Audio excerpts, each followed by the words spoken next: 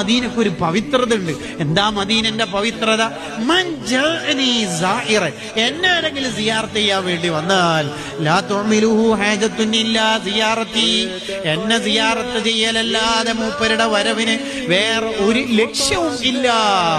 ഈ മദീനയിലുള്ള ഒരാളെയും കുറ്റം പറയാൻ പാടില്ല. അത് വലിയ അപകടമാണ്. മദീനയിൽ നിന്ന് എന്തെങ്കിലും ഒരു അപകടം വന്നു പോയാൽ, ഒരു കള്ളുകുടി ഉണ്ടായാൽ കള്ളുകുടിന്റെ ഹറാമേ ഉണ്ടാവുള്ളൂ.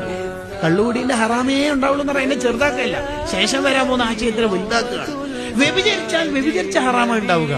മദീനയിൽ നിന്ന് അദബുകേട് കാണിച്ചാൽ ആ ഹറാമിൽ ഒതുങ്ങൂല. ഇതുവരെയുള്ള അമലൊക്കെ പൊളിഞ്ഞു പോകും. മദീനയിൽ നിന്ന് ആവേശമല്ല വേണ്ടത്, ആദർശമാണ് വേണ്ടത്. മദീനയിൽ നിന്ന് ശബ്ദം ഉയർത്തി സംസാരിക്കാൻ പാടില്ല. അവിടെ ഇമാമിങ്ങൾ പറയുന്നതാണ്, നീ റാക്കിൽ വെച്ച ചെരുപ്പ് താഴെ ഇടുമ്പോ ആ സൗണ്ട് റൗലയിൽ നിന്ന് കേൾക്കുന്നത് വരെ നീ പേടിക്കണം. നല്ല മദീന അദബിന്റെ നാടാ.